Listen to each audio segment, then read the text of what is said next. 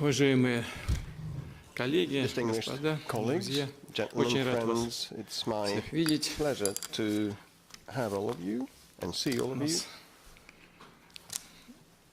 Наша компания расширяется, количество друзей и наших единомышленников в рамках объединения БРИКС возросло. Интерес к деятельности объединения очень большой. Мы уже, и я, и мои коллеги неоднократно об этом говорили.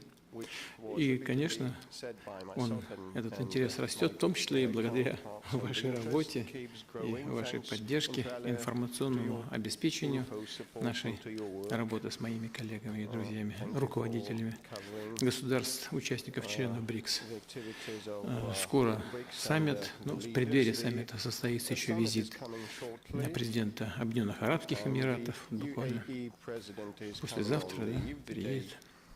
Будет у нас в воскресенье, с ним как раз вот здесь у меня дома запланирован неформальный ужин, а на следующий день, понедельник, визит.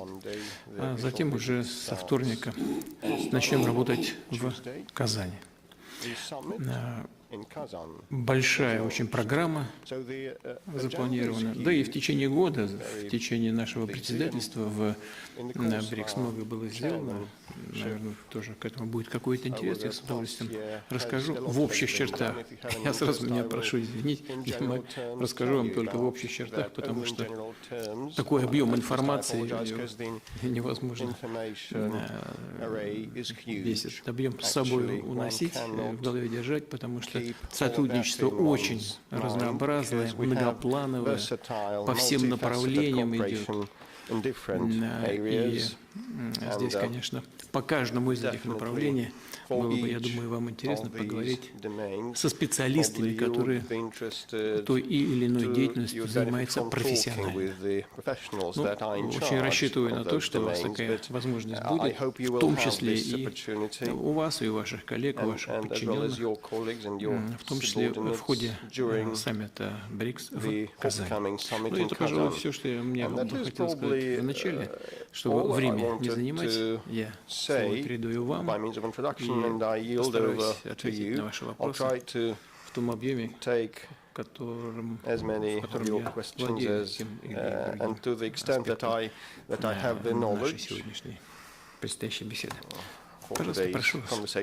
Владимир Владимирович, сердечно благодарны за то, что вы в вашем прямо-таки нечеловечески напряженном графике нашли время встретиться с нами.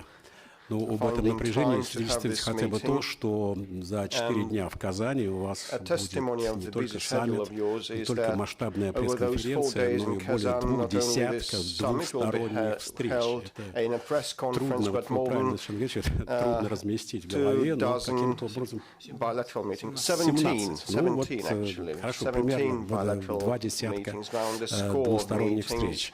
Эта встреча, которую мы сейчас проводим, она исключительно важна не только для нас персонально, но и для всей планеты, потому что здесь представлены средства массовой информации, суммарная аудитория которых буквально несколько миллиардов человек.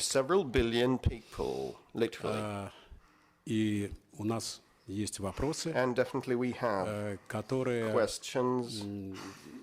ответы на которые мы донесем для наших зрителей, слушателей и читателей. Я хочу задать первый вопрос, может, такой обобщающий.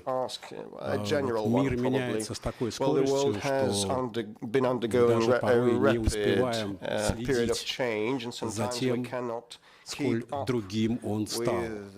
Какие приметы этих перемен и какие возможности они дают для БРИКС? Самое главное примета – это формирование новых центров развития. Вот это самая главная примета. И это развитие, по мнению экспертов, которым я очень доверяю и к мнению которых прислушиваюсь, оно объективно будет идти прежде всего в странах БРИКС. Это глобальный юг, так называемый, прежде всего. Это Юго-Восточная Азия, это Африка. Рост, позитивный рост будет в таких мощных странах, как Китай, Индия. Позитивный рост будет в России, Саудовской Аравии, но опережающий рост будут демонстрировать страны Юго-Восточной Азии и Африки. По нескольким причинам. Во-первых, уровень развития тех стран, в которых ожидается позитивная динамика, но такая сдержанная, говорит, прежде всего, об этом говорит то, что эти страны уже достигли определенного уровня развития. В тех странах, о которых я сказал, и в которых будет опережающий рост, там еще недостаточный уровень урбанизации и высокий темп прироста населения. И вот эти два фактора, без всяких сомнений, будут играть на формирование новых центров экономического роста, а за этим развитие политического влияния. А что касается таких членов БРИКС, как Китай, Индия, Бразилия, Южная Африка, Южноафриканская республика, то, конечно, рост их экономического потенциала будет сопровождаться и ростом их влияния в мире. Это совершенно очевидная вещь. Но это просто объективная данность. Вот БРИКС, ведь это уже говорили, много раз говорили мои коллеги, партнеры и друзья. Это 45% населения планеты, это 33% суши, и это постоянный рост торгового оборота. Уровень мировой торговли. Вот я сейчас только что выступал перед деловым советом БРИКС, перед предпринимателями из наших стран, и приводил цифры, о которых я уже говорил ранее. Да, с собой не взял, но если посмотреть на 1992 год и 2023, то рост в мировом ВВП стран БРИКС совокупно, а рост стран семерки и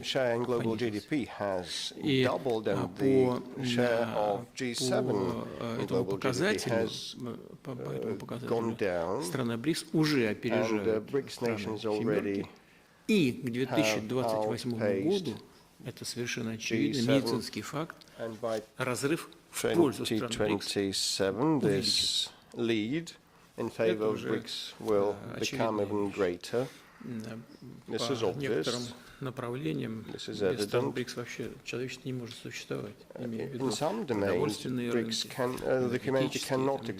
но и в высокотехнологичных сферах, в частности, в развитии искусственного интеллекта и его использования, мы все больше и больше не только приобретаем компетенции, а по отдельным направлениям становимся лидерами. Поэтому вот это самое главное изменение. Вот это самое главное, очевидное, зримое изменение, которое происходит в мире.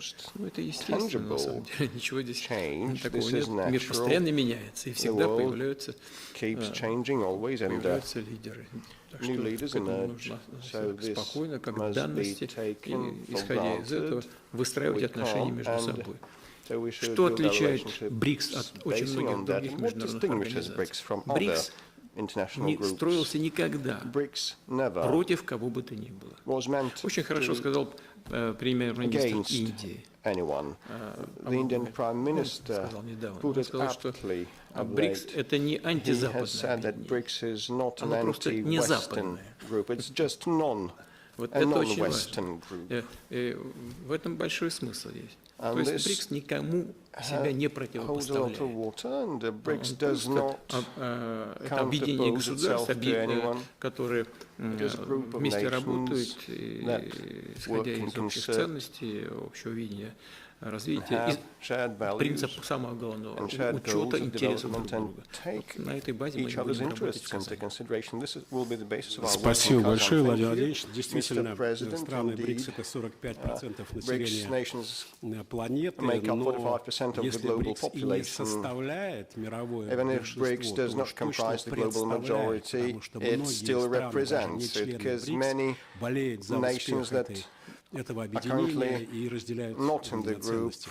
Я с удовольствием представляю моего коллегу из Китая, Фан Юня, главный редактор компании CGTN и заместитель главы медиакорпорации Китая, господина Шена. И мы предоставляем право среди наших гостей задать первый вопрос, учитывая ваши личные отношения ask the first question, given your personal relationship with President Xi and the special relationship between Russia and China, and then we'll go clockwise. Mr. Fan, over to you. Your Excellency, Mr. President, it's my pleasure to represent the Chinese media today. The Kazan BRICS Summit is the first one after the expansion, so we pay a lot of attention to that. As the role of BRICS nations keeps growing after its expansion, what shall be the benefit for its influence? What is your take on that? You have mentioned that the BRICS nations represent more than 33% of global population and landmass, and so what shall the contribution of these new members and BRICS by and large be for the entire world? Well, BRICS now comprises 10 nations, and each of these nations represents a lot of value and interest for the global community, and definitely for BRICS too. Each of these nations has its own culture and history, its own advantages in global labor distribution patterns. And dealing with these countries is beneficial for all BRICS nations. When new stakeholders emerge, full-fledged participants of an international entity, they bring in something new of their own, and so it is important that they should take into account the underlying principles of BRICS. Initially comprised by 3 countries, Russia, India and China. We did that together, and the acronym RIC appeared in St. Pete, and afterwards it expanded.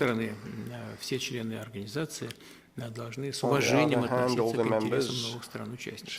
Мы в течение этого года делали все, что зависит от России, для того, чтобы постепенно, спокойно интегрировать всех наших новых членов в работу организации. У нас запланировано 250 самых разных организаций, самых разных мероприятий.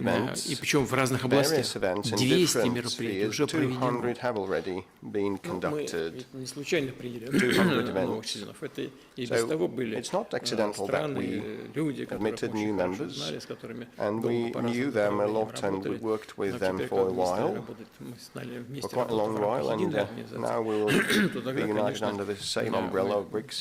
Предоставляли площадки и для обмена мнениями, и для поиска возможных совместных проектов, причем в самых разных областях. Это касается, прежде всего, конечно, экономического взаимодействия, но не только. Мы уделяем большое внимание развитию межчеловеческих, гуманитарных связей в области культуры, кинематографии, в области молодежных обменов и так далее. Вот по всем этим линиям мы напряженно работали практически в течение всего года. И практика показывает, что мы на правильном пути.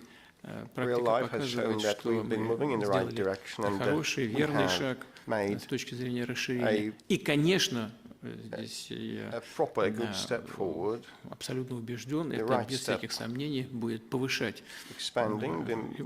уже мы это видим, повышать интерес к организации и влияние в мире, и авторитет.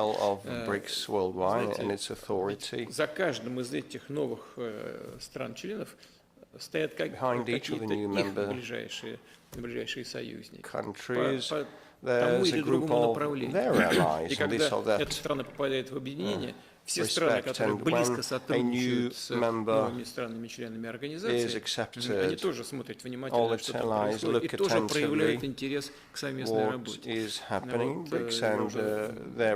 Говорил неоднократно. Towards joint work is on the rise. 30 countries, as of today, want to pursue more active cooperation with BRICS in this or that respect.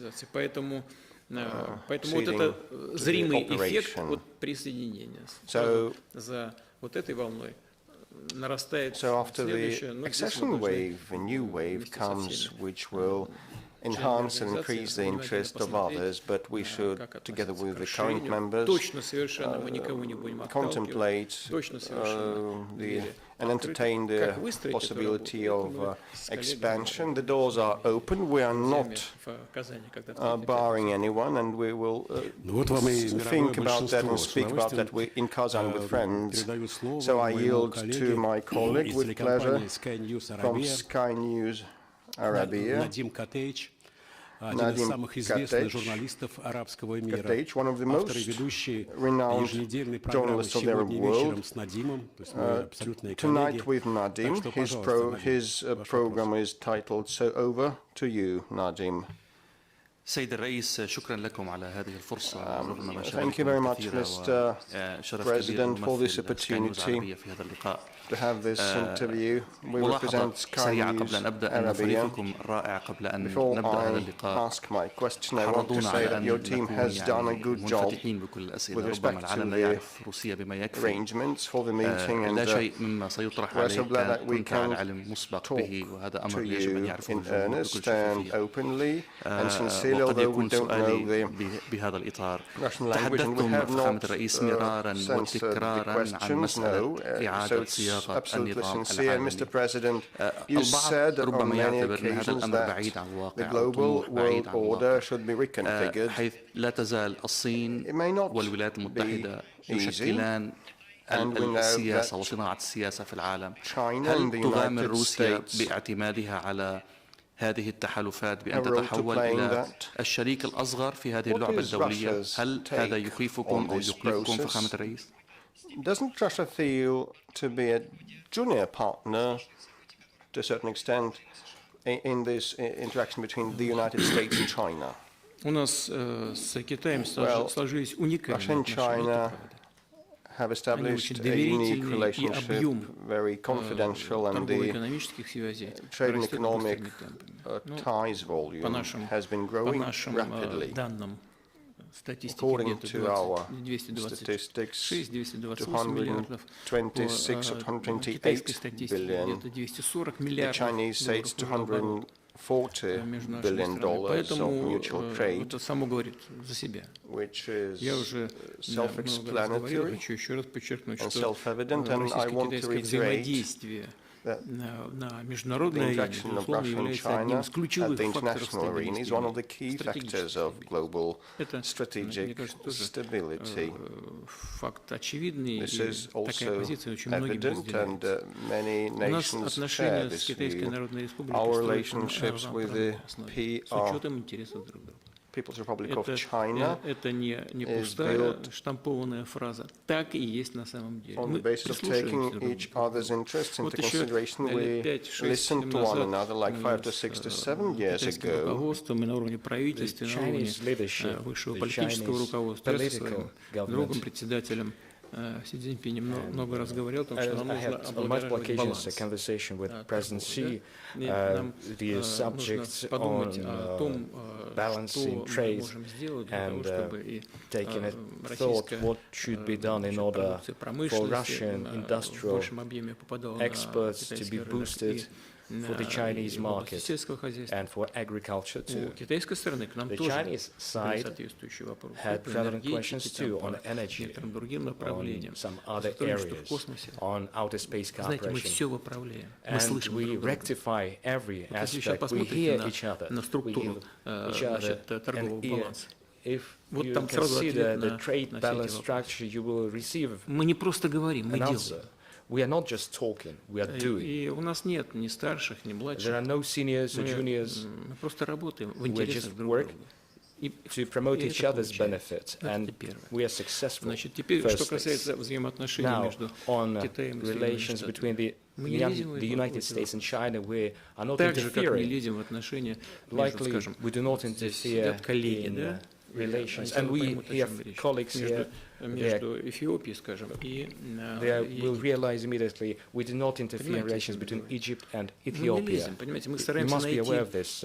We are not meddling. Если возникают какие-то сложности, whenever there are difficulties, and if there is a thing where we can assist in addressing challenges or issues, we are ready to provide a helping hand. And if participants are interested in our participation as well. Самая крупная экономика мира сегодня по The паритету world's biggest economy in terms of purchasing power parity, not based on individual income, is China. I mean, statistics tell us. Да, на душу United States населения, конечно, в Штатах намного больше. Per capita, the United States ranks biggest, but consider the population of China, over 1 billion people compared to the population of the United States. The economy volume is bigger. India ranks 4th.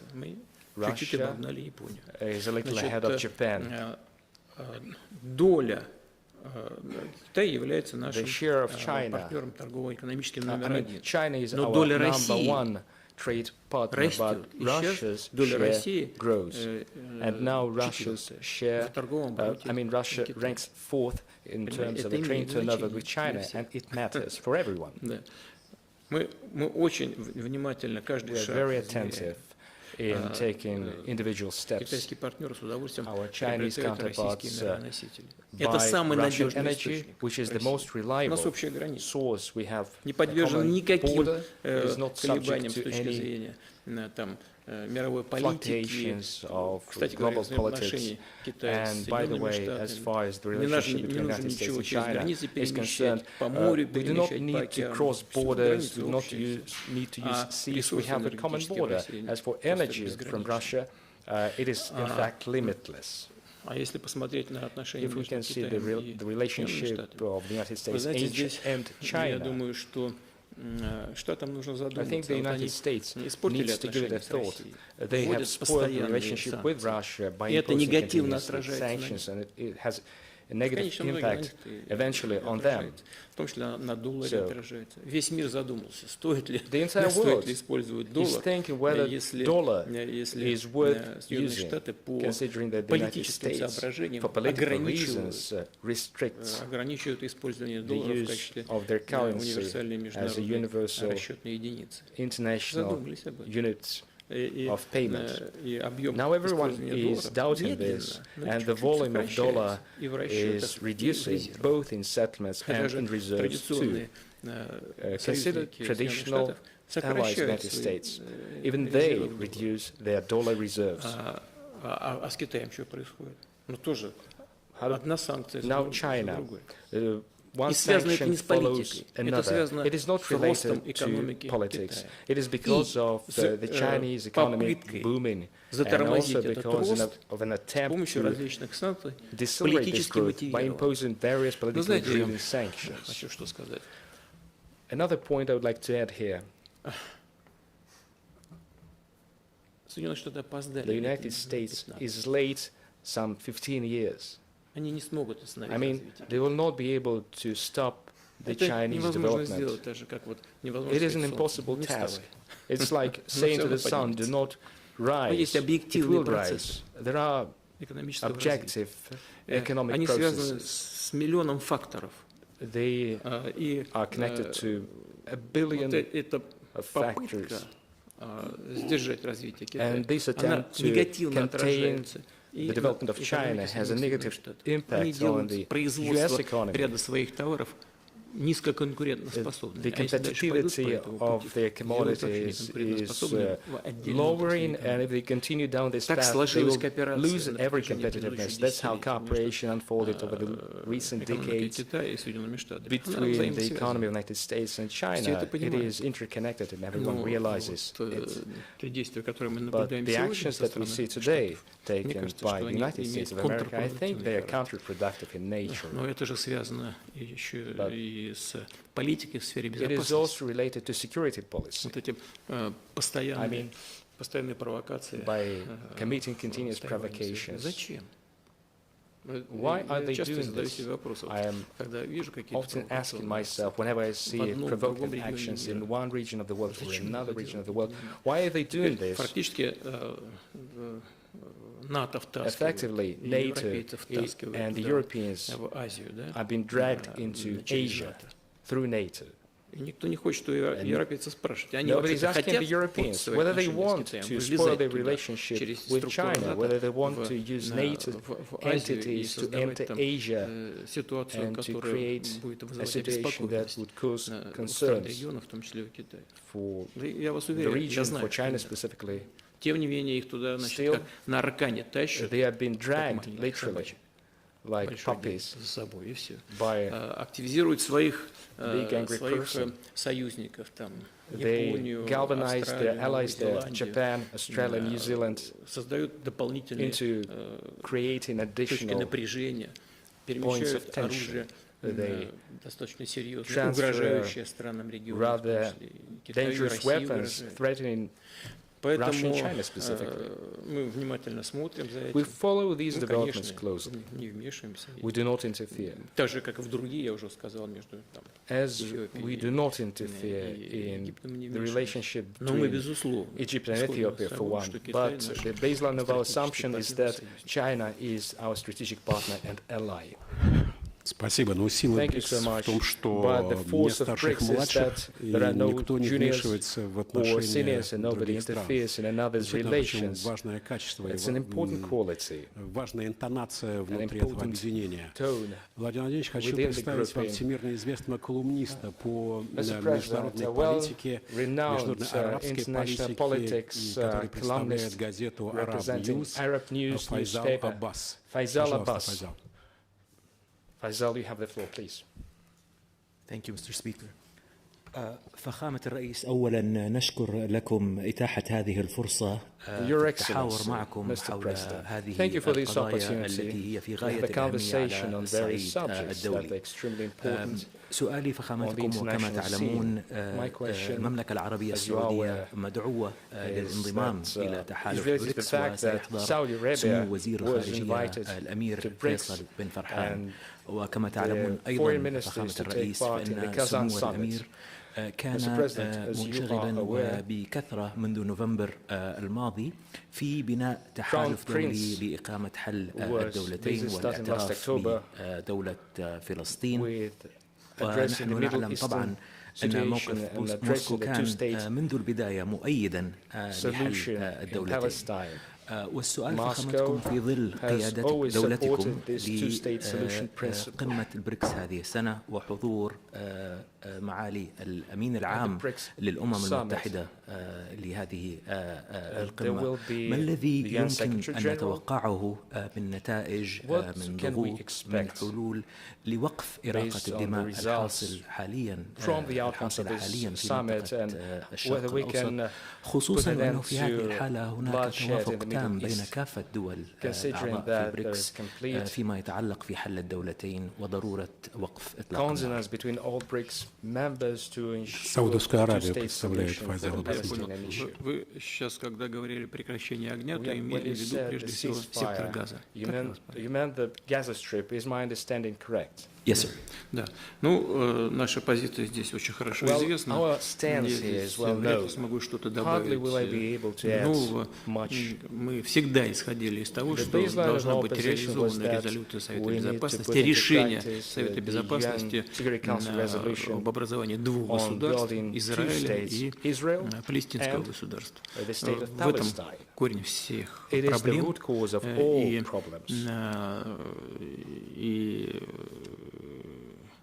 И уверен, что мы должны будем об этом поговорить на саммите БРИКС. Кстати говоря, я пригласил и президента Палестины, чтобы он тоже поучаствовал в наших мероприятиях. Будет возможность его услышать его оценки. Но, знаете, у меня много очень было бесед на эту тему и с израильским руководством, и с руководством Саудовской Аравии, и с палестинским руководством. Невозможно, на мой взгляд, я говорил нашим партнерам в Израиле, невозможно, мне кажется, решить палестинскую проблему, исключительно опираясь на вопросы, связанные с экономикой. Я знаю, что у израильского руководства, причем и ныне действующего, и у прежних руководителей, есть мнение, что достаточно удовлетворить какие-то фундаментальные, основные интересы палестинцев, проживающих на этих территориях, и вопрос будет закрыт. Мне кажется, что кроме чисто материального характера, есть еще вопросы, связанные с духовной сферой, связанные с историей, связанные с чаяниями того или другого народа, проживающими на определенных территориях. Здесь вопрос гораздо глубже и сложнее. Вот в этой сфере нужно работать. Первое. Второе, нужно, конечно, работать в рамках такого широкого консенсуса. Я сейчас не хочу, знаете, здесь во всем те же самые Соединенные Штаты обвинять, но зря они разрушили четверку. Нет, ну правда, но не хочется их все время тыкать там и говорить, что они во всех бедах виноваты. Наверное, это не так. Но зря четверку разрушили. Четверка работала. Легче было согласовывать все позиции. Они взяли на себя, монополизировали эту работу, взяли на себя всю ответственность, ну и не получилось. Мне думается, надо бы вернуться. Может быть, не четверку эту расширить, поговорить о том, как восстанавливать эти территории, как вернуть людей, которые покинули эту территорию. Палестинцы не уйдут оттуда, это израильтяне, надо это понимать. Это первое. А второе, чем больше будет проблем гуманитарного характера, тем больше будет желающих отстаивать свои интересы. Кстати говоря, многие и в Израиле это понимают. И такую точку зрения, которую сейчас вам излагаю, многие в Израиле тоже разделяют. И у меня есть была и, в общем-то, есть возможность получать информацию от людей, которые придерживаются такой точки зрения в Израиле. Мы в контакте с Израилем, разумеется, с Палестиной. У нас традиционная позиция еще со времен Советского Союза, которая заключается в том, повторю это еще раз, что главный способ решения палестинской проблемы — создание полноценного палестинского государства. Спасибо большое. На следующий председатель группы компании Секунджело, доктор Игбаль Сурбе, который является одним из наиболее влиятельных лидеров Африки. В его группу компаний входит медиагруппа Independent Media и африканское новостное агентство. Доктор Игбаль Сурве работал с президентом Манделой и является глубоким приверженцем БРИКС. Южная Африка. Your Excellency, Mr. President, firstly, congratulations on the summit, and it's really a pleasure and honor that we are here today. Mr. President, you are one of the pioneers of BRICS. As you've quite correctly said, you have been there from the inception.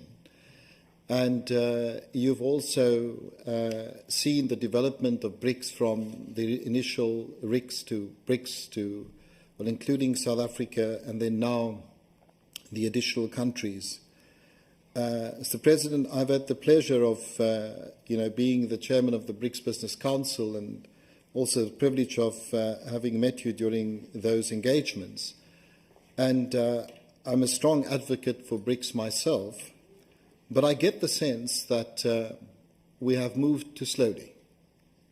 And I get the sense that, in a way, that we may miss the valuable opportunity to ensure that the BRICS grouping becomes the preeminent grouping in the world.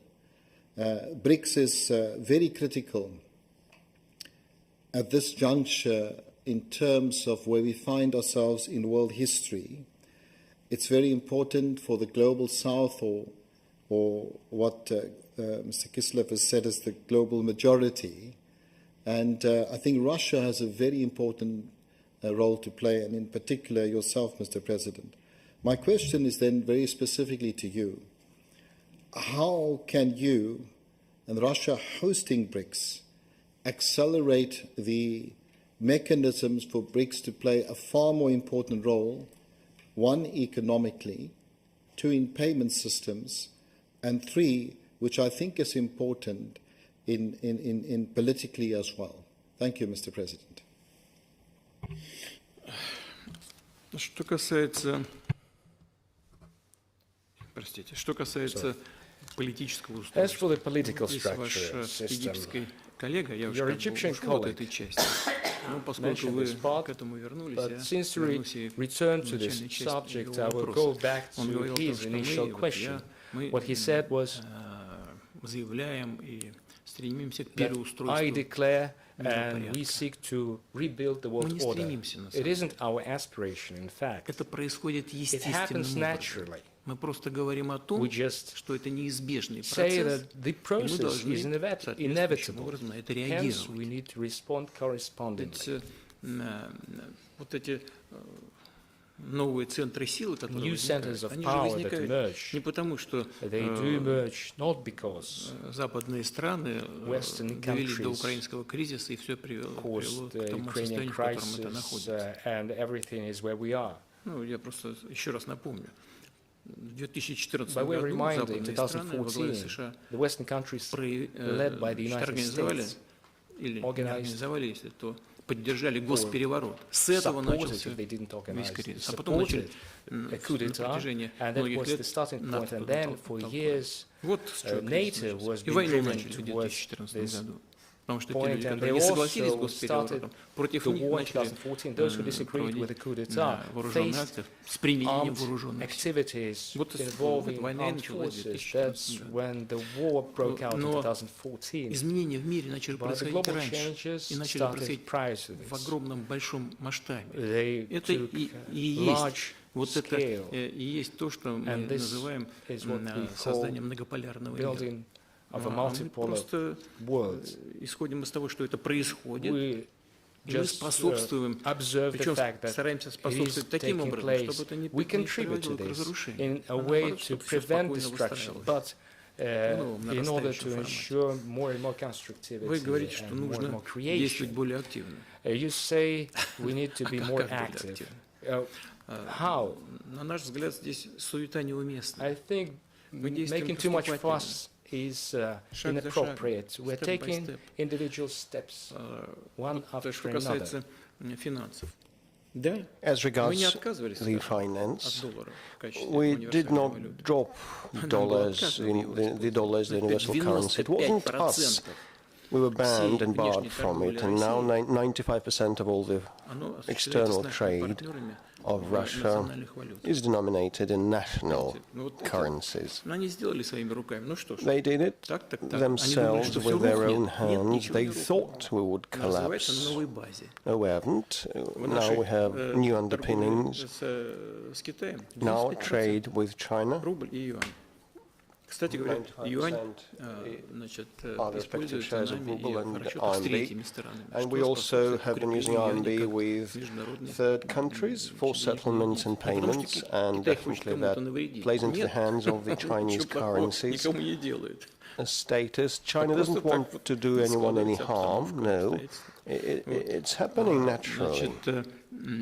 Вот это первое. This is number one. So, settlements in national currencies, and we have established a bank headed by Madam Dilma Rousseff. Над капиталом надо поработать, надо увеличить капитал, there is a need for a capital top-up, and we have met with Madam Governor several times. She's very professional, she knows what to do. So we should also establish an insurance arrangement and the reserve arrangement. Чтобы это были не декларации, а реально работающие инструменты. These should be operable instruments and tools, not lip service. And now we want to come up with, I will just say about that in general terms now, we want to come up with a discussion of the use of digital currencies in investment developments by BRICS member states inside the group, and also in the interests of other developing and emerging economies with good prospects. And we are to come up with a toolkit that will be under the supervision of the respective BRICS institutions. It may be another very good step in the development of the global south with our direct, active engagement. Мы сейчас поговорим об этом. Ну, не сейчас, а скорее мы поговорим. Мы уже ведем консультации. We are already in consultations with the Chinese and the Indian friends, with the Brazilians also. We have had a round of consultations. With South Africa, we'll talk about that definitely with everybody. We have been moving in this direction. Но мне кажется, что этого недостаточно. Ведь для того, чтобы эффективно работать в сфере экономики, нужно обязательно сближать людей. У нас же все наши традиционные, так называемые традиционные ценности и китайской культуры, и христианской культуры, и исламской культуры, они же, по сути, если прочитать, перевести с одного языка на другой, это одно и то же. Они все очень близки. Или, как говорят дипломаты, полностью совпадают. Нужно, чтобы люди это осознали, поняли. Нет врагов. Есть только друзья и единомышленники. И поэтому мы развиваем, значит, соответствующую программу в области музейного дела, в области театрального дела. Вот сейчас, в этом году, по инициативе России, в области даже танцевального народного искусства создали единую платформу. В области кинематографии, в области театра, выставочной деятельности. Это все создает колоссальную, прочную, должно создавать и создаст прочную, хорошую базу для сближения людей. Вот мы с коллегами постоянно проводим соответствующие тематические года. Год культуры, год молодежных обменов, год театра и так далее, и так далее. Это тоже сближает людей. Создает многочисленные контакты, возможности повышать, доверие повышает друг другу, что самое главное. Доверие повышает. А это необходимая база для сотрудничества в сфере экономики и обеспечения безопасности. Поэтому спешить не будем. We will not be in haste, but we will make headway steadily, as quickly as appropriate, and we are to not to lose the momentum. Спасибо, но фактически речь идет о создании общего культурного рынка стран БРИКС, который будет способствовать и сотрудничеству в сфере безопасности и экономики. Следующий индийский гость, Владимир Владимирович, это влиятельное информационное агентство PTI, и Судхакар Наир работает в PTI 45 лет, прошел путь от корреспондента до исполнительного редактора, работал в Германии и в премьерском пуле. Пожалуйста, Судхакар. He worked for the at the Prime Minister's pool and in Germany. Over to you. Thank you, Mr. President. This is my 6th visit to Moscow as part of the coverage of leaders of India and Russia over a period of time. So my question relates to a point where you made a passing reference on the question of BRICS countries cooperating together in producing films. As you know, India has a very vibrant film industry. People of 30 years back, 40 years back, still remember some of the Indian films and songs. Will Russia give an opportunity to film producers from the BRICS countries to open their place and give some incentives for film shooting?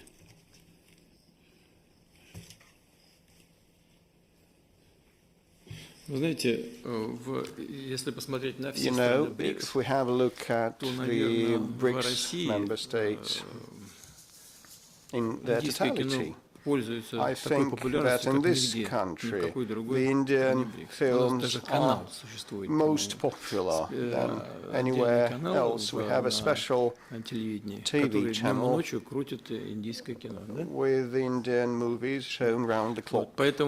Вопрос интереса к индийскому кино у нас очень большой. Первое. Второе. На московских кинофестивалях, да, у нас проводятся кинофестивали БРИКС.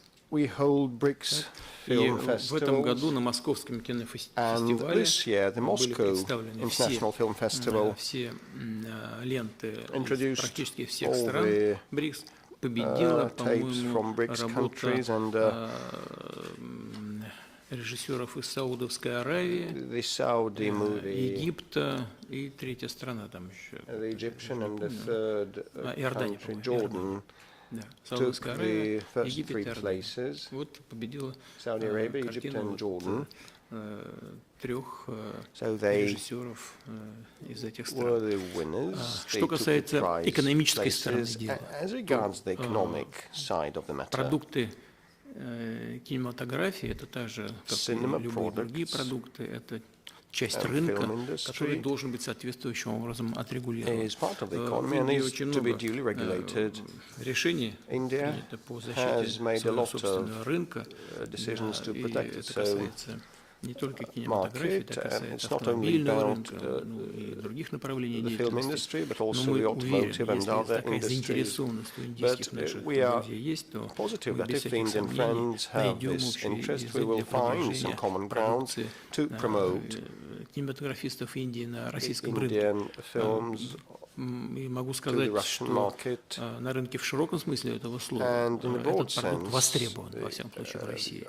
И это наряду с фармацевтикой индийской, думаю, что is very relevant and popular product. Alongside the pharmaceuticals, it's going to be a very good undertaking. I'm ready to talk with our friend, the Prime Minister of India, when he arrives in Kazan. I'm sure we will come to terms 100%. No difficulties. Спасибо, Владимир Владимирович. Ну, конечно, хотелось бы увидеть не просто индийское кино, хотелось бы увидеть кино с участием актеров из стран БРИКС, представляющих свои разные культуры. Да, но чтобы там был индиец, китаец, мы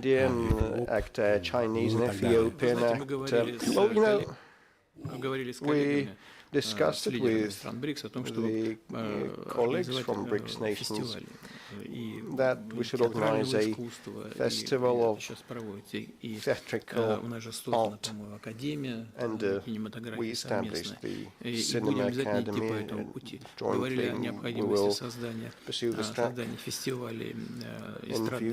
and popular music festivals also need to be created, so there is an open field for work, and we'll be interested, and the media definitely outlets, I think, will gladly cover and participate. Да, но в Советском Союзе был такой опыт, как «Мимино», например, там кавказцы, movie titled Mimino, where featuring a person from the Caucasus, a Russian and an ethnic Ukrainian, representing close but different cultures. Эфиопии, генеральный директор медиакомпании «Фана Бродкастинг», это крупнейшая медиакорпорация Эфиопии, вещающая на 9 языках. Адмасу Дамтью Белете. Over to you. Your Excellency, Mr. President, I thank you for the chance. My question is how to capitalize a collaborative project that could benefit BRICS plus countries focusing on infrastructure, technology, and education. I thank you.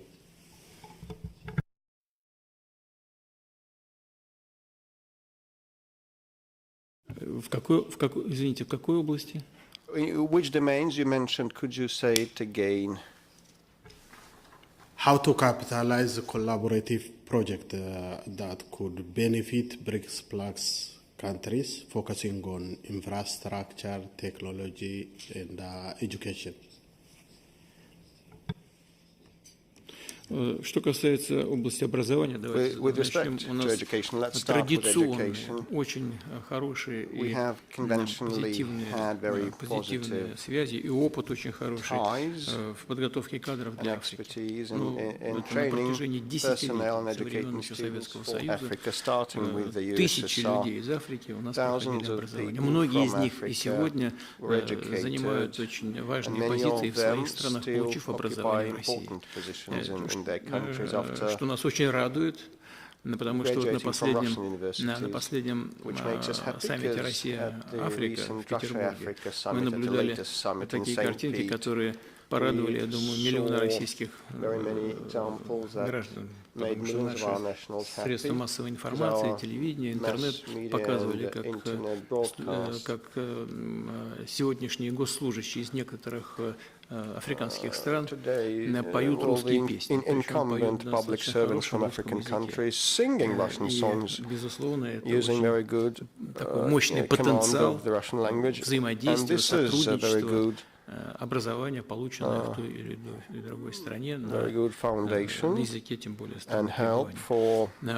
практику продолжаем. Я сейчас боюсь просто ошибиться в цифрах, но практически не со всеми, если странами Африки, то со многими, что это касается в том числе и Эфиопии. Второй вопрос, не менее в качестве первой, она не менее важна. Это инфраструктура. У нас очень много проектов в этой сфере, в развитии инфраструктуры. И наиболее известные, значимые, такие, носящие глобальный характер, это известно уже многим заинтересованным коллегам, известный проект «Север-Юг», это от Балтийского моря и до Персидского залива, железнодорожная магистраль, с многими нашими партнерами, которые проявляют интерес, в том числе и готовы участвовать в финансировании этого проекта. Второй очень крупный маршрут – это Северо-морской путь, это по Северному Ледовитому океану. И здесь мы очень много делаем. Это глобальный маршрут. И многие страны, члены БРИКС, проявляют к нему большой интерес. потому что он дает маршрут в случае своей реализации, он реализуется, дает очень большие экономические преимущества. Что касается да, и здесь мы очень много делаем. Это практическая работа. Мы строим ледокольный флот, которого в мире нет. Такого, скажем, атомного ледокольного флота в мире просто не существует, кроме России. У нас, по-моему, 7 атомных ледоколов, 34 дизельных ледокола, причем очень высокого класса, они мощные, современные.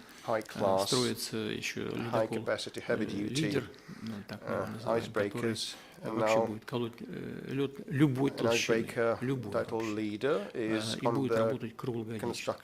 Ну, собственно говоря, и так уже. Проводка судов там, по-моему, до 9 месяцев уже доходит. Поэтому это очень интересный большой проект. Что касается Эфиопии, у нас традиционные глубокие отношения, духовные, гуманитарные связи очень хорошие. И многие наши компании проявляют интерес к работе на эфиопском рынке. Это энергетические, это машиностроительные компании. И мне бы очень хотелось, чтобы все планы, о которых мы с премьер-министром говорим, были реализованы. Мы со своей стороны будем все Будем колоть лед любой толщины. Это, понимаете, для Эфиопии, может быть, это на данный момент времени не так интересно, но для таких стран, как Индия, Китай, очень многие страны в других регионах представляет огромный интерес экономический. Поэтому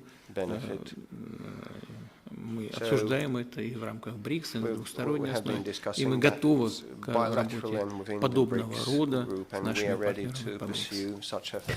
Ведущее информационное агентство Египта «Мена» Салахельдин Магаури. فخامة الرئيس هو الزميل المصري أنا من اليو إي هو الزميل المصري. أنا اسمي صلاح مغاوري من وكالة أنباء الشرق الأوسط من مصر. بشكر فخامتك على هذه الدعوة الكريمة، وطبعا موقف روسيا من قضايا العالم الثالث هو موقف مشرف للغاية، وزي ما حضرتك أشرت إنه الحكومة الروسية تعمل على التعاون وليس التدخل في شؤون الدول، خاصة وأن مجموعة البريكس شاهدنا أن روسيا تدعم كل دولة تريد الانضمام إلى هذا التجمع الاقتصادي. طبعا الاجتماع الذي ستستضيفه روسيا يأتي في ظل حالة من عدم الاستقرار السياسي والاقتصادي يشهدها العالم، إلى جانب طبعا التهديدات المتعاظمة اللي بيمر بها العالم الآن. عايزين حضرتك تطلعنا على رؤيتكم لمستقبل التعاون بين دول التجمع، وهل يحتاج العالم إلى مزيد من هذه التجمعات أو توسيع العضوية في البريكس لمواجهة الهيمنة الغربية على اقتصادات العالم، وهل ستدعونا إلى عملة تجمع عملة موحدة لدول البريكس، خاصة وأنكم تتحدثون عن التبادل بالعملات المحلية بين الدول التي تتعامل معها روسيا، وبالفعل قطعتم خطوات طويلة في هذا الاتجاه. شكرا. Consolidate national currencies. What are the long-term measures and plans in this respect? With respect to BRICS single currency, at this point of time, we are not entertaining that in earnest. Здесь мы должны действовать постепенно, не спеша. На данный момент мы изучаем возможности расширения использования национальных валют и создания инструментов, которые позволили бы сделать такую работу безопасной. Мы, как я уже упомянул об этом и сказал, рассматриваем возможность сейчас использования электронных инструментов. Необходимость, такая работа идет наладить отношения между facilities. центральными So we банками should и establish обеспечить relations надежный between обмен финансовой the информацией, central banks, and we should который provide for был бы the независим reliable от exchange тех of международных financial инструментов information обмена that would not финансовой depend on информации, the которые international arrangements вводят определенные ограничения по that политическим introduce соображениям some politically и motivated нарушают принципы restrictions мировой and экономики. violate the global economic principles. Вот мы будем расширять вот это действие работу пула валют и укреплять банк БРИКС, новый банк БРИКС. Вот будем идти по этим направлениям. Для того, чтобы говорить о создании единой валюты, это нужно иметь высокую степень интеграции экономик. И не только это, нужно не только иметь высокую степень интеграции экономик, а нужно добиться их сопоставимого качества и объема. Невозможно, имея в виду значит, население и сами экономики. Но экономики по своей структуре, по эффективности, они должны быть примерно равноценными. Иначе мы столкнемся с теми проблемами еще больше, чем проблемы, которые возникли, скажем, в том же Евросоюзе, когда была введена единая валюта. Для тех стран, уровни экономик которых не были сопоставимы. Поэтому это отдаленная перспектива. Но теоретически можно говорить. Теперь, что касается расширения. Вот мы сейчас, одна волна расширения прошла. И, конечно, это не случайно здесь у коллег прозвучали вопросы, что мы делаем для того, чтобы адаптировать новых членов организации к совместной работе. Это тоже требует определенного времени. Несмотря на то, что мы долго друг с другом работали, взаимодействовали, но тем не менее, все равно в рамках единой организации нужно поработать. Я уже сказал, интерес к работе БРИКС, к участию в работе растет, 30 государств заявили о желании работать. Поэтому мы сейчас вместе с коллегами, я буду говорить об этом, с нашими друзьями в Казани, с лидерами стран БРИКС, вырабатываем такую категорию, как страны-партнеры БРИКС. И вот первым шагом будем выстраивать эту работу. Но для нас, для России, это прежде всего страны СНГ, страны Евразийского экономического союза, но из других регионов мы тоже с удовольствием будем приглашать и с этими странами работать. Первое. Второе, здесь нужен, конечно, консенсус. И мы будем аккуратно в этом отношении действовать. И руководствуясь двумя принципами. Это первый из них – это многосторонность, а второе – все-таки эффективность работы организации. Увеличивая количество членов организации, мы не должны свести к минимуму эффективность работы самой структуры. Поэтому вот, руководствуясь этими соображениями, теперь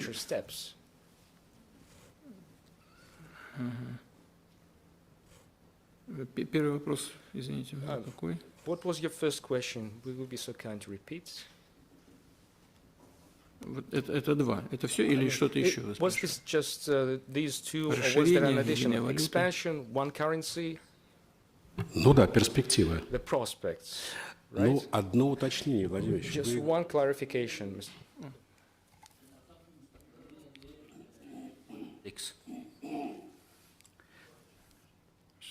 الآفاق المستقبلية لتجمع البريكس. ما هي رؤيتكم للآفاق المستقبلية لتجمع البريكس؟ And the future of the BRICS grouping, in your opinion? Just like I said, новые центры развития, новые центры силы, и поэтому и все они практически представлены в этом смысле. To this extent, конечно, за БРИКСом большое будущее. BRICS с большим уважением относимся к другим региональным объединениям, стараемся с ними сотрудничать. И, честно говоря, несмотря на to cooperate with them. всю конфликтность In spite of сегодняшней all ситуации в мире. Мне кажется, что conflict potential развитие БРИКС, worldwide, если он I будет think развиваться that на the тех BRICS development, if базовых it принципах, о которых continues я сказал в upholding the начале, а basic именно principles that I have mentioned, неконфронтационности, lack of не работа confrontation, против кого-то, а not только working against исключительно в another, интересах but only to promote the страны interests этой организации, то он of the благотворно, countries, эта работа members of the благотворно organization, then скажется и this на effort will be beneficial ситуации в мире в целом. to the global Мы же context не as well. строим какого-то блока, We are not понимаете, building a block. направленного против чьих-то It isn't интересов. against Это не блоковая anyone- организация. anyone's interest. И It's в этом not a смысле block-style она имеет organization. универсальный To this характер. extent, И, it на is мой взгляд, universal. благотворно будет And, отражаться in и my opinion, it на will be мировых делах в целом, в том числе на advantageous мировой экономике. for the global affairs, Если the она economy будет, included. если эта работа If будет помогать развитию this is мировой conducive экономики, то to в the этом global смысле economy, она будет полезна и then для it will be тех стран, of которые benefit в эту организацию to БРИКС the member не countries, входят.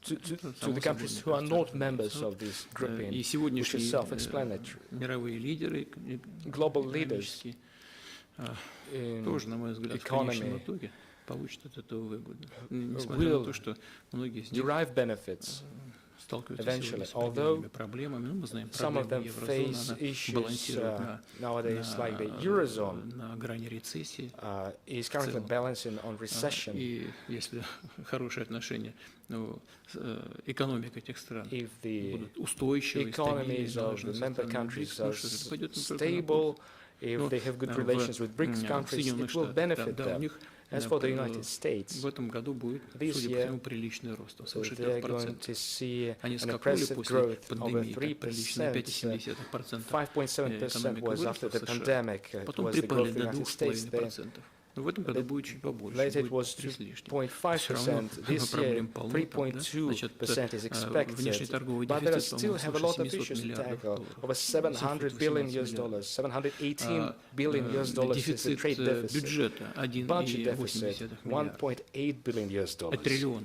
Oh, trillion, sorry. 1.8 trillion US dollars. И долг государства. And public debt, 34,8 триллиона долларов. $34.8 trillion US dollars. То есть проблем у таких крупных ведущих экономик очень много. These major economies face major Нормальные issues too. взаимоотношения со But странами normal БРИКС, relations with мы BRICS открыты для countries, нормальных we are отношений, open to будут, на pursue мой them. взгляд, благотворно In my opinion, сказываться they will и be на мировой beneficial and экономике. very much enable to the global economy in Владимир general. Ильич, одно уточнение. Вы President, one сказали, что clarification. You have страны said БРИКС that BRICS работают countries над надежным work обменом on, финансовой secure информации. Это что, exchange шаг of к единой financial платежной information. системе? Does it mean a step towards a single payment Это system? вот как это обмен No. финансовой It is информацией между about the exchange of центральными financial банками. information, financial messaging system Ну, involving это для central banks. создания аналога SWIFT. Это Is для it a SWIFT это аналог analog? SWIFT. Yes. Аналог SWIFT. It is identical to Это, SWIFT. Это то, что обеспечивает международный This расчет, will ensure international Спасибо. payments, обеспечивает торговлю. Бразилия, CNN Бразил, Даниэль international trade. CNN Ритнер, Brazil is the редакционный next to директор, have the вошел в floor. Daniel список самых Rittner, уважаемых журналистов editorial Бразилии по director, one of the версии most бразильского respectable журнала Brazil журналистской journalists компании. Пожалуйста, based Даниэль. on the Brazilian rating of media companies. President Putin, Thank you very much for such an opportunity. Firstly, I have to say that I have bad remembrances somehow of Kazan because I came in 2018 for the World Cup for leisure, and I was so optimistic and confident with Neymar and the national team. We got eliminated, as you know, and I spent the whole night crying. So I'm speaking of Kazan because you were preparing so carefully the summit of the BRICS. And we in Brazil are also preparing very carefully another summit, which is the G20 in November. Brazil's government invited you to come to the G20, to the Leader Summit. However, the country's judicial power is completely independent, and many legal experts say it would be necessary to comply with the arrest warrant issued by International Court of Justice against yourself. In that regard, let me ask you three simple questions. Are you planning to go to the G20 in Rio in November? Secondly, in face of that, do you think that this situation that I described somehow shows the weakness of the BRICS before old organizations like the ICC? And thirdly, with all due respect, do you fear to get arrested in Brazil? Значит, первое, что хочу сказать, что Международный уголовный суд не имеет универсального значения. Это одна из международных организаций, юрисдикцию которой Россия не признает. Так же, как и многие другие страны мира. По-моему, США тоже не признают. Китай не признает. Вот, поэтому то, что такая организация существует, по сути, да, вот если такая организация независимая существует, может быть, это и неплохо, но нужно, чтобы она приняла такой универсальный характер. Это первое. Второе. Решения подобного рода очень легко обходятся. Ну, просто совсем легко. Достаточно подписать межправсоглашение, и все, и юрисдикция Международного уголовного суда будет ограничена. Если у нас с Бразилией очень добрые, хорошие отношения, надежные, стабильные на протяжении очень многих лет, десятилетий. Поэтому, по большому счету, можно подписать межправсоглашение, и никто не будет поставлен в сложное положение, это все ведет. Теперь по поводу независимости. Мне бы не хотелось здесь ничего нагнетать, но тем не менее мы знаем, что Международный уголовный суд заявил о том, что он собирается принять решение в отношении некоторых политических деятелей Ближнего Востока, а потом на него из Соединенных Штатов цикнули, и он заткнулся. И это все. Поэтому уважение к такой организации, которая не носит универсального характера, и б, не является самостоятельной, оно, к сожалению, небольшое, на низком профиле. Ну и, наконец, самое главное. Ну, во-первых, вы знаете, у нас непростая ситуация, украинский кризис еще далеко не закончился. Да? А во-вторых, и самое главное, мы понимаем, что в принципе двадцатка это хороший форум, он полезный в целом. Если его, конечно, не политизировать, если дальше не будут политизировать, там попытки предпринимаются разного рода. Но он создавался, и не так давно создавался, как чисто экономическая платформа. Вот так вот, если это будет развиваться именно в таком ключе, это будет полезно. Вот. Но вот мы же понимаем, что происходит вокруг России. Я понимаю. У меня с президентом Лулу прекрасные дружеские отношения. Ну что же, я специально туда приеду, чтобы, значит, нарушить нормальную работу этого форума. Мы же прекрасно понимаем, и я понимаю, что это ничего, кроме там, даже если исключить этот МУС, это разговор будет об этом. Фактически сорвем работу 20. Мы же взрослые люди. Поэтому мы найдем, кто в России на высоком уровне достойный представитель нашей страны. Спасибо. К двадцатке относимся бережно. Владимир Владимирович, Mr. President, we are careful about everyone, except for our enemies. Mr. President, we have mentioned the Ukrainian crisis. Just yesterday, while speaking at the European Union Summit in Brussels, the Зеленский заявил, что единственной альтернативой вступлению Украины в НАТО будет обретение ей ядерного оружия. И скоординировано в издании «Бильд» вышло интервью с неким анонимным украинским технарем, который сказал, что Украине нужно лишь несколько недель для того, чтобы создать свое ядерное оружие и потом ударить по российским войскам. Что это вообще все означает? What does it all mean? Это очередная It's провокация just another piece of на создать ядерное оружие в современном мире несложно. Я не знаю, способна ли сейчас сделать это Украина, это не так просто. Для Украины сегодняшнего дня. Но в целом это здесь больших сложностей нет. Все понятно же, как это делать. Вот. Это опасная провокация, потому что она будет, безусловно, любой шаг в этом направлении будет встречать соответствующую реакцию. Это второе. И третье, и самое главное. Оно заключается в том, что политическое руководство сегодняшней Украины неоднократно уже об этом говорил, еще до того, как кризис перешел в горячую фазу. Они уже тогда, до этого, заявляли о том, что, заявляли так относительно мягко, но тем не менее говорили о том, что Украина должна была бы иметь ядерное оружие. И такая угроза будет соответствующую реакцию вызывать у Российской Федерации. Могу сразу сказать, Россия этого не допустит ни при каких обстоятельствах. А не получится так, что Украине могут подбросить это ядерное оружие, скажем, англичане, а потом скажут, вот они сами сделали, хотели, сделали. They wanted to have it, now they have it. There cannot be a conditional mood here. Let's not make guesswork, pointing fingers at the UK or any other country.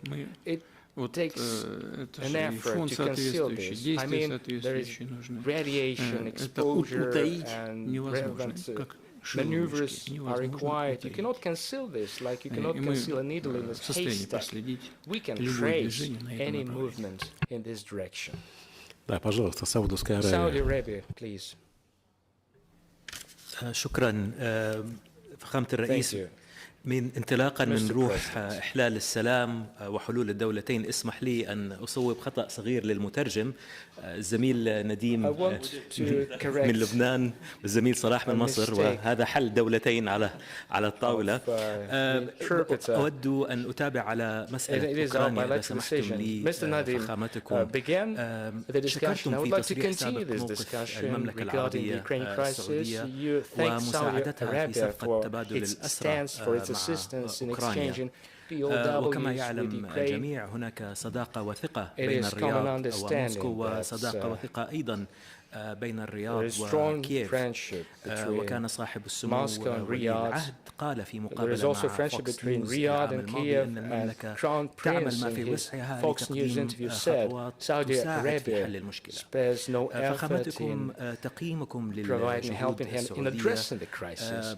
هناك أكثر من دولة في منطقة البريكس قدمت حلول لمحاولة حل هذه الأزمة، لكن باعتبار المزايا التي ذكرتها للتو، باعتبار الرياض على مسافة مقاربة من البلدين، هل من الممكن أن تشارك روسيا في مؤتمر سلام إذا ما عقد في بلد صديق مثل المملكة العربية السعودية؟ وهل تتوقعون عقد مثل هذه القمة في وقت قريب العاجل قبل نهاية السنة مثلا؟ Вы сейчас сказали про дружеские отношения России и Саудовской Аравии. Так и есть. Мы рассматриваем Саудовскую Аравию как дружественную страну. У меня очень добрые отношения с королем, товарищеские, дружеские отношения, личные, и я знаю, просто уверен, что все, что делают Саудовская Аравия на этом направлении, она делает искренне. У меня здесь нет никаких сомнений.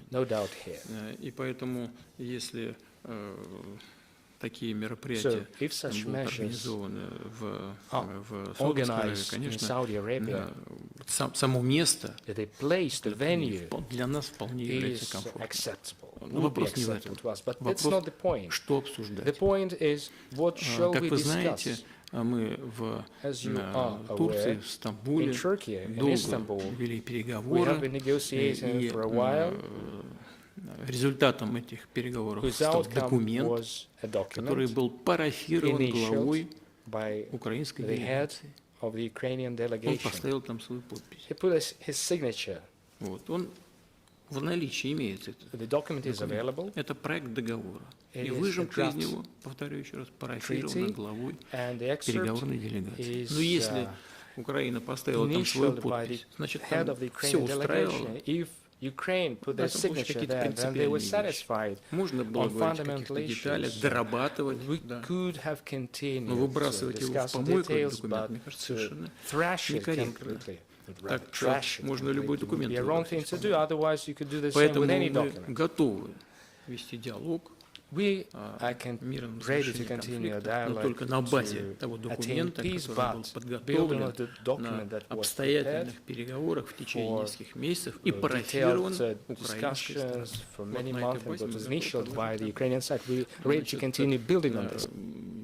Есть инициатива Китая, Бразилии, которые очень взвешенно подходят к вопросам объективно. Attitude to that, and a group has been established in New York, and we treat that with attention and respect, and we know that all our friends, including the BRICS members, are set to conclude the conflict ASAP and by peaceful means. We are aware that definitely this is an irritant for the global affairs and for the European affairs and for the global economy. Мы, как никто другой, заинтересованы в том, чтобы завершить его как можно быстрее. И, конечно, повторю еще раз, готовы вернуться. Не мы прервали переговоры. Я хочу напомнить, это же украинская сторона заявила, что все, дальше переговоров Россия не будет. Первое. Второе. Вышел декрет президента Украины, запрещающий вести с нами переговоры. Second, the decree by the Ukrainian president came out prohibiting talks with Russia, and it's still in place. Смешно даже говорить. Все призывают нас вести переговоры, а то, что украинская сторона запретила сама себе вести переговоры, на это что, никто не обращает внимания. The Ukrainian side banned negotiations with Russia. It's ridiculous. But the main point is the underpinnings, and the underpinnings will be that draft document that was agreed upon during this Istanbul negotiations. Да, спасибо. У нас уже образовывается очередь. Пожалуйста, Объединенные Эмираты, потом ЮАР, потом Бразилия. South Africa and then Brazil. First the UAE. فخامة الرئيس، يعني نظرا لفهمك العميق للاستراتيجيات العسكرية، لربما شعرت بالدهشة في لحظة ما من أداء الجيش الروسي في هذه الحرب التي ربما طالت أكثر مما كنتم تتوقعون في البداية. لا أعرف إن كان هذا التقييم صائب، ولكن هل يعني شعرتم بأي شيء من المفاجأة، الدهشة، الخيبة ربما، لا أعلم، من أداء الجيش الروسي كون هذه المعركة طالت إلى هذا الحد؟ والسؤال الثاني، كيف تعرفون النصر في أوكرانيا؟ What defines victory for you in Ukraine? How can you decide that you have reached a victory in Ukraine? Well, you know, setting the timelines would be very difficult and counterproductive. Just now we talked. We have talked the possibility of peaceful talks, well, and I have said that we would be in favor given the certain conditions, and it's our most sincere and frank position. The sooner the better. And with respect to the military, to the army, you know, today warfare has been rapidly changing, and means and ways of warfare because of the technological progress at the contemporary age and period of time. And you know, it's very hard to assess what is going to happen today and tomorrow. Not long ago, it was said that the contemporary warfare was about the fight between technological solutions, and today I have heard from the people, military on the ground, that of the battlefield, that today's war is a war of mathematicians. Because, you know, radio jamming and interference devices would be effective against certain delivery vehicles, and they would suppress them, and the other side has, for example, calculated and reckoned what is the counterforce and reprograms the software of its striking assets in a week or 3 weeks. The other side once again builds up their efforts and once again changes the jamming program and software, and it can go forever, go on forever.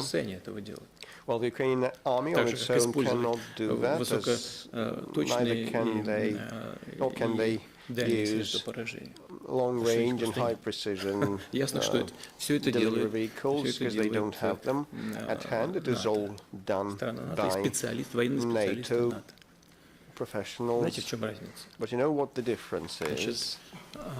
NATO is waging a war against us with the hands of the Ukrainian soldiers, and Ukraine spares no lives in the interests of third countries, but Ukraine on its own doesn't use high-tech weapons. NATO does that, the Russian army wages a war on its own and creates military solutions on its own, and software also is done on its own. It's proprietary, and this is the big difference between us. Over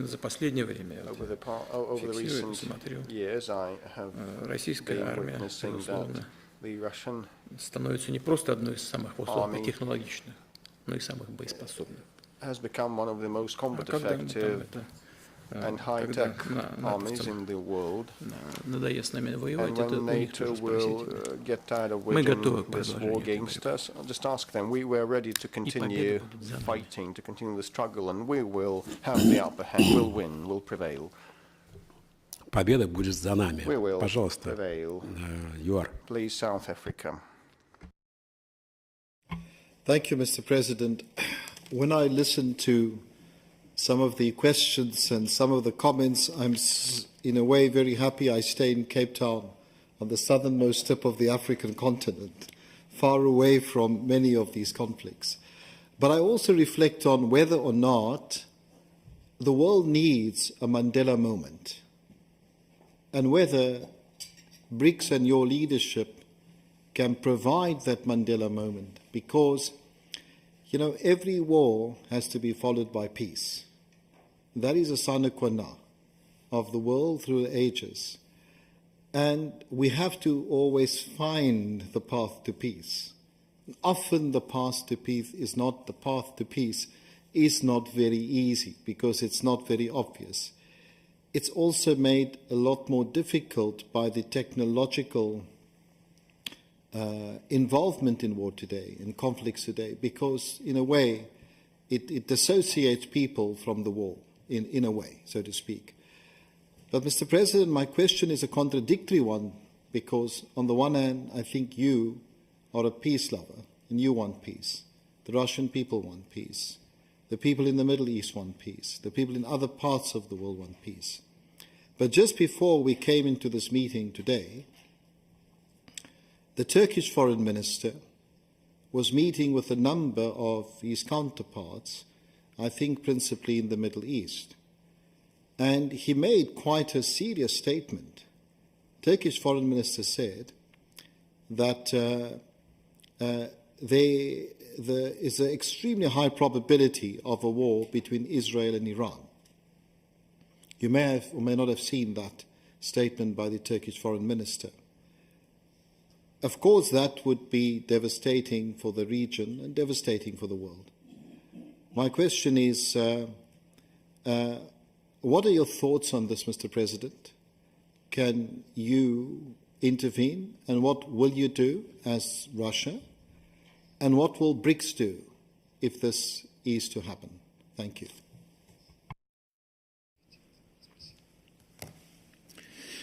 Да, это сложная ситуация и This опасная. is a very dangerous and difficult situation you talked about. Я сейчас только что говорил вашему коллеге по поводу того, что происходит на with respect to what has been happening on the Ukrainian track, and I have said that NATO wages a war with us, with the hands of the Ukrainian soldiers who use NATO military equipment, and we do both things on our own, and the difference is huge. NATO would not spare Ukraine, would fight till last Ukrainian standing. They cater to the American interests. But we should be thinking, and we are thinking about our own military, our own servicemen, and our own equipment. And when we spare a thought for our people, we think about how to provide peace, and peace by peaceful means inter alia. This is the difference. So this makes the difference, which is colossal. We do not issue decrees or acts that would ban negotiations. We are ready. With respect to the Iran and Israel, well, it's very acute also. If it ends up in a war, both soldiers will participate. We are in touch with Israel and Iran. We have confidential relations with both of these. And we would really want this infinite, как может оказаться, обмен ударами, он в какой-то момент был остановлен. И чтобы были найдены такие способы развязки ситуации, которые удовлетворили бы как одну, так и другую сторону. Но это всегда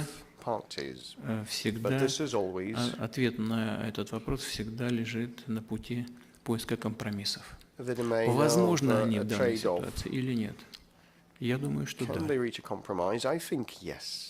Как бы сложно это ни было, это, на мой взгляд,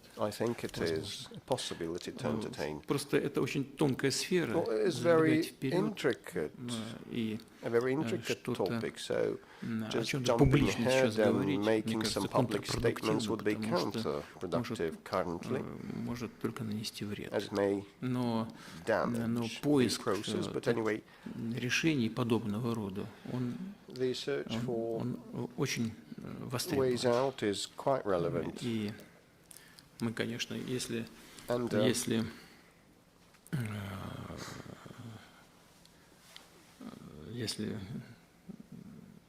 стороны конфликта в этом заинтересованы, поучаствовать абсолютно искренне, с пониманием интересов как одной, так и другой стороны. Но что касается Ирана, то союзнические отношения, и мы очень тонко чувствуем, что происходит в этой стране, тонко чувствуем, что происходит в различных сферах. Но потом послушайте, как комментировать то, что происходило в Иране, вот эти удары со стороны Израиля.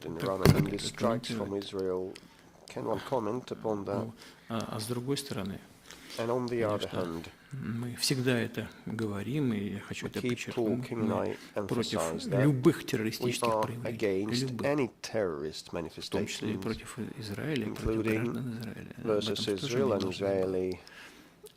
должно. Но, тем не менее, на вопрос, возможно ли компромиссы, мне кажется, что возможно. И если это будет востребовано, мы в контакте с одной и с другой стороной готовы все сделать, что от нас зависит, для того, чтобы помочь в поиске этих компромиссов. Пожалуйста, Бразилия. Let me please get back to the 6-point peace plan proposed by China and Brazil. Would you consider to seat at the table and start negotiations on the terms proposed by China and Brazil.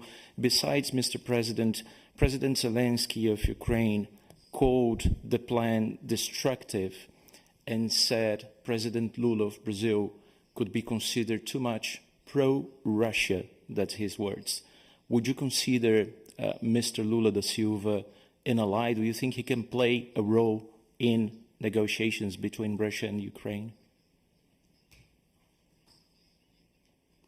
Вы знаете, то, что предложил Китай и Бразилия, соответствующую группу в ООН, план соответствующий предложил, мы об этом ничего не знали. Поэтому, то есть ни Бразилия, ни Китай, а это очень близкие к нам страны, в поиске решения мирного урегулирования, они с нами не консультировались, они действовали так, как считают нужным. Ну, это хорошо, это плохо, другой вопрос. Но это просто говорит о том, что и Бразилия, и Китай действуют самостоятельно, никому не подыгрывают, в том числе и России не подыгрывают. Это я говорю совершенно ответственно, публично, вот это можно распространить в каких угодно средствах массовой информации. И наш министр иностранных дел мне докладывал прямо из Нью-Йорка, что происходит, и без всяких предварительных консультаций с Бразилией и с Китаем. Значит, и я считаю, что в целом это взвешенные предложения, взвешенные, направленные на поиск мирного решения. Если кому-то это не нравится, но это это их позиция. Я уже говорил, украинская сторона вообще не считает возможным вести какие-то переговоры. Она просто формулирует какие-то свои требования, и все, это же не переговоры. Они вели с нами переговоры, но прекратили после того, как были достигнуты договоренности в Стамбуле. Вот и все. А теперь не хотят. И вот совсем недавно же глава этого киевского режима, когда был в Нью-Йорке, опять публично заявил, он же публично сказал, не будем вести никаких переговоров. Что же мне добавить к этому? Нравится там кому-то в Киеве или не нравится предложение Бразилии и Китая. Мы познакомились с предложениями Китая и Бразилии только после того, как они появились публично. Я могу вам сказать, что повторить еще раз. Мне кажется, что это хорошая база для того, чтобы предпринять попытки к поиску мира. Да, пожалуйста, Индия. Mr. President, my question is a kind of mix of some of the earlier questions. It relates to the Ukraine conflict. Some time back, you had suggested that, that India, China, and Brazil could be potential mediators to bring an end to the conflict. Our Prime Minister, Narendra Modi, freely communicates with you, also with the Ukrainian president, also with the US. Do you feel that a potential mediation could exist in the near future?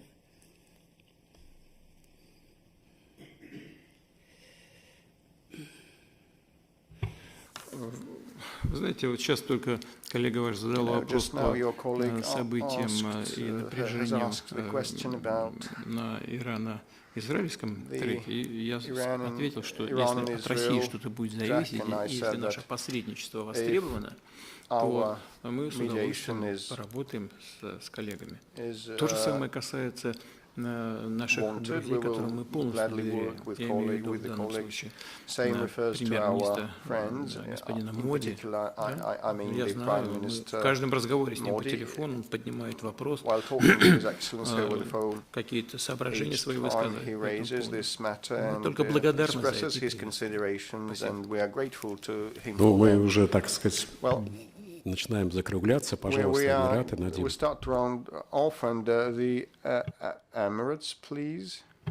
فخامة الرئيس يعني سأعقب على ما جاء في طيات سؤال زميلي من البرازيل. الشيخ محمد بن زايد سيأتي إلى موسكو خلال الساعات 48 المقبلة، وهناك لقاء تحدثت عنه في بداية هذه الجلسة. كانت لكم زيارة مهمة جدا واستقبال مهم جدا في أبو ظبي على الرغم من ما تفضل به الزميل حول محكمة الجنايات وإلى ما هنالك. الشيخ محمد كان أيضا في الولايات المتحدة الأمريكية حيث عقد اجتماعات رفيعة المستوى واتفاقيات مهمة في الموضوع التكنولوجي. هل الإمارات تبدو لكم هي النموذج للعلاقات الدولية التي تتطلعون إليها، بمعنى هذه القدرة على إدارة علاقة متناقضة بين واشنطن وموسكو، بين إيران وإسرائيل، بين الجبهة الرفض العربية والجبهة الأخرى؟ هل هذا النموذج يمثل ما تطمحون لأن تكون عليه السياسة الدولية؟ Of a policy that you would like to pursue. This is a very good example, and we have good standing relations with the president, and I hope that I'm sure that his visit will be very fruitful. Both the unofficial part, I will invite him to my place next door. We will dine and spend an evening together talking all the relevant matters, and indeed the president of the UAE can and is able to support good relations with many partners, and this is of this has its own intrinsic value, so we will wait and see. Немало сделала, помогла, в том числе и по обмену удерживаемых лиц, и с Объединенными Арабскими Эмиратами в таком же контакте. Экономические связи у нас развиваются, товарооборот подрастает. Он, конечно, не как с Китаем, там не 240 миллиардов, но тенденция положительная. Это первое. А второе, у нас инвестиционный фонд работает очень хорошо. И это просто конкретные вопросы двухсторонних отношений. Ну а что касается ближневосточной проблематики, мы прислушаемся к тому голосу, который формулирует руководство Объединенных Арабских Эмиратов. И, конечно, учитываем это и в своей практической политике. Пожалуйста, Китай. 昨天刚才大家讨论了很多关于安全和平的问题，我来谈一个关于发展的问题。非常感谢总统先生刚才对于中俄关系，尤其现阶段的中俄关系做了非常重要的表述。今天中国的外交部刚刚发布了消息，习近平主席将启程前往喀山参加我们的峰会。您认为，在习近平主席和总统先生的战略引领下，中俄关系已经进入历史的最好时期。那么，您对未来5年、10年乃至更长的历史周期里面的中俄关系有些什么样的期待？另外，您认为中俄在哪些方面的合作是最有潜力的？因为我们最近在研究金砖的相关的报道的时候，我们发现，无论在电商、清洁能源，包括中国正在全力推进的新质生产力、智能制造等等方面，不仅是中俄两国可以因此而受益，而且对整个金砖地区的发展也会有很大的好处。在这方面，您认为什么样的方式是最具潜力和最有发展的可能性的？这就是我的问题。Trade and commerce tools and new dimensions. What are the main areas that bear a lot of promise in the bilateral ties? Очень активно работаем в сфере энергетики. Well, we have been working actively in И это направление мы, безусловно, будем развивать. Мы работаем над созданием 2 блоков на атомных электростанциях в Китае. Мы поставляем большое количество энергоресурсов, и нефти, и газа, и будем расширять это сотрудничество. Я уже говорил, что и для нас это полезно, и для наших китайских друзей очень надежный источник, потому что он никак не подвержен никаким влияниям со стороны. И это такая базовая вещь. Мы расширяем сотрудничество в области сельского хозяйства. И мы благодарны нашим китайским друзьям за то, что они там, где, естественно, соответствует интересам Китая, приоткрывают свой рынок, в том числе для поставок товаров сельхозпроизводства, имею в виду, скажем, свинину и некоторые другие товары. Но это, конечно, такие вещи традиционного характера. Но мы должны смотреть, безусловно, в будущее. И здесь одно из важнейших направлений – это, конечно, высокотехнологичное сотрудничество. Это инфраструктура, это искусственный интеллект, это биотехнологии, генетика, это космос. Да, пожалуйста, Саудовская Аравия. شكرا سعادة المحاور فخامة الرئيس شكرا مجددا لكم على سعة صدركم ووقتكم. لدي سؤالين سريعين. الأول متعلق بالمواطن الروسي الإماراتي الفرنسي بافل مؤسس تطبيق تيليجرام. لو تطلعنا فخامتكم على آخر التطورات في قضيته وما الذي تستطيع روسيا فعله لأجل مواطنها. السؤال الثاني ربما أكثر تعقيدا. فخامتكم صدر موقف غريب عن رئيس البرلمان الإيراني قال فيه أنه مستعد للتفاوض مع فرنسا بخصوص وقف إطلاق النار وتطبيق قرار 1701 في لبنان. طبعا أنا لا أعرف لماذا يعني بلد ثالث يفاوض نيابة عن لبنان، ولكن باعتبار التي تجمع دول بريكس وتجمع روسيا بإيران وإسرائيل، قراءتكم لنهاية الوضع أو الإند جيم في لبنان، وهل أنتم قلقون من احتلال إسرائيلي جديد؟ And is there a threat that this conflict will erupt into отношения между Израилем и Ираном должны строить прежде всего две страны.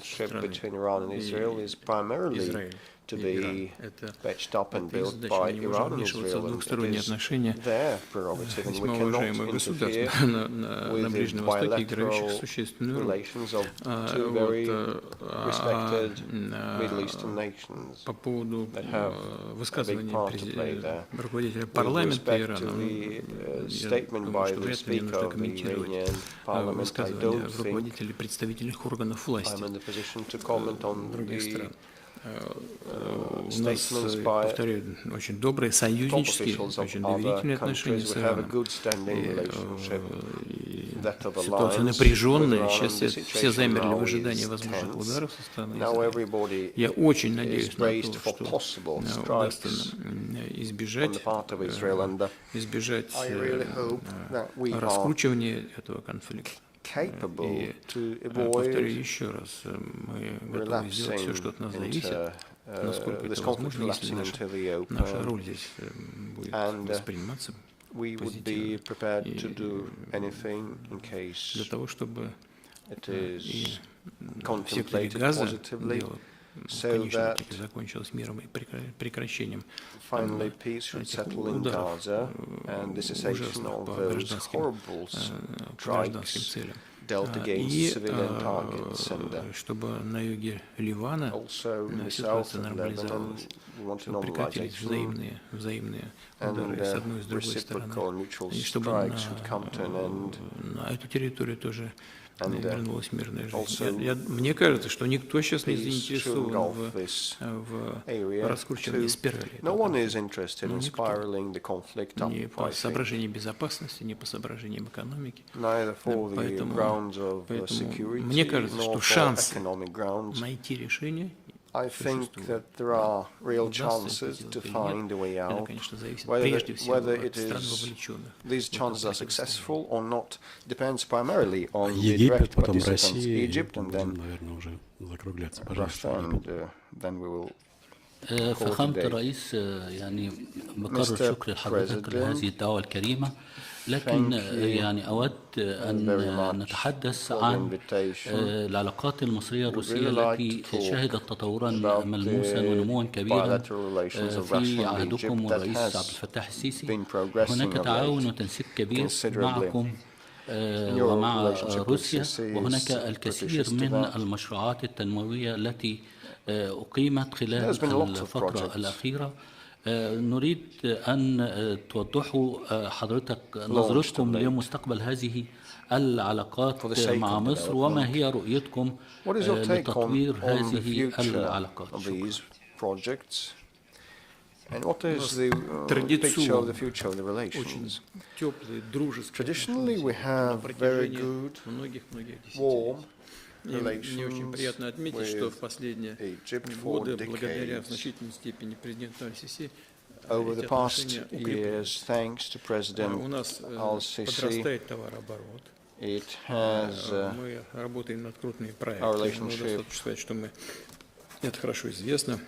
has become very good, and we are now building a power plant, and все эти планы будут реализованы.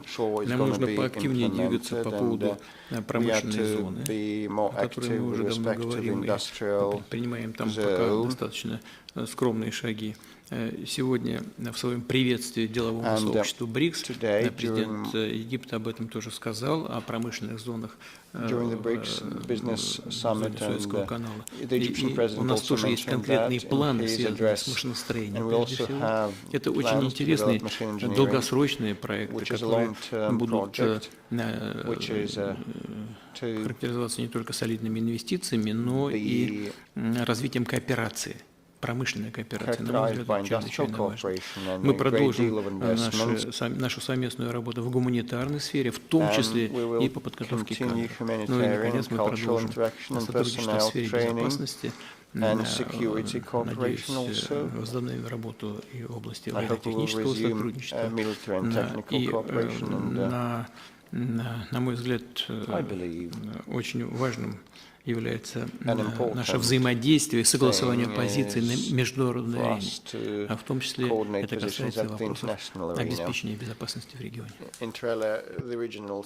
Владимир Владимирович, вот интонация на Западе изменилась по отношению к Украине. Если раньше говорили о обязательной победе Украины, о решении всего на поле боя, то сейчас активно обсуждается размен территорий на вступление остатков Украины в НАТО. Как вам такая идея? Я не понимаю, когда вы говорите о размене территории, потому что те территории, за которые сражаются наши ребята на поле боя, это наши территории.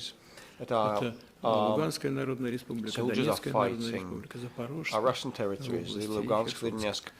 область. Это первое. Второе, нам без всяких сомнений, кроме этого, нужно решить вопрос с обеспечением долгосрочных интересов России в сфере безопасности. Если мы говорим о каких-то мирных процессах, то это не должны быть процессы, связанные с перемирием на неделю, на 2 или на год, для того, чтобы страны НАТО перевооружились и запаслись новым боезапасом. Нам нужны условия долгосрочного, устойчивого и прочного мира, обеспечивающие равную безопасность для всех участников этого непростого процесса. И вот именно к этому мы и должны стремиться. То, что когда-то и кто-то говорил о необходимости нанести России стратегическое поражение, обеспечить победу над Россией на поле боя, что это невозможно, это нереалистично. И поменяли свою точку зрения. И правильно сделали. За это похвалю. Спасибо большое. У нас еще вопросов много, но мы понимаем, что наши 2 часа истекли. Не будем злоупотреблять вежливостью президента России. Огромная благодарность от всех нас за вашу искренность и терпеливость. Я даже записал себе некоторые важные вещи, что БРИКС не антизападная организация, а просто не западная. Это не антивосточная, это пример моды. Пример моды, да. Но вы цитируете, 30 государств заинтересованы в сотрудничестве с БРИКС, что очень важно. Вопрос о единой валюте не созрел, но нужен надежный обмен финансовой информацией. Фактически она It's not currently due to talk about a single currency, but we need a и более широкое использование национальных валют. США опоздали на 15 лет. Никто не лезет в отношения других стран внутри стран организации БРИКС. Но мы ко всем относимся бережно. А победа будет за нами. Спасибо большое. Я хочу вас поблагодарить за организацию сегодняшней встречи. Хочу всех коллег поблагодарить за совместную сегодняшнюю работу и за интерес, который вы проявляете к работе на БРИКС. У организации хорошие, такие стабильные, надежные перспективы. Повторю еще раз. Такая уверенность у меня основана на том, что у нас общая реальная ценность, общее понимание того, как нужно выстраивать отношения друг с другом. А если такие страны, как relationships with each other, if such countries as India, China, Russia, Egypt, Saudi Arabia, the UAE, and а с ними и те, которые проявляют интерес к БРИКС, а их уже 30 и будет еще больше. Все будут руководствоваться этими едиными принципами, то, безусловно, организация будет развиваться на этой прочной базе, на этой основе, будет существенным элементом нового миропорядка, многополярного, надежного с точки зрения безопасности и развития для всех. Stable world order providing for all the people's development. I'd like to thank you for this joint work and let me express hope that it's not the last time that we meet. I hope that you or your representatives are attending because on summit Владимир Ильич, мы очень благодарны вашей пресс-службе, которая нас внимательно бережно и заботливо. Наша последняя на сегодня пожелание с совместным фото. Today is a joint photo, a family photo with you. I'm ready.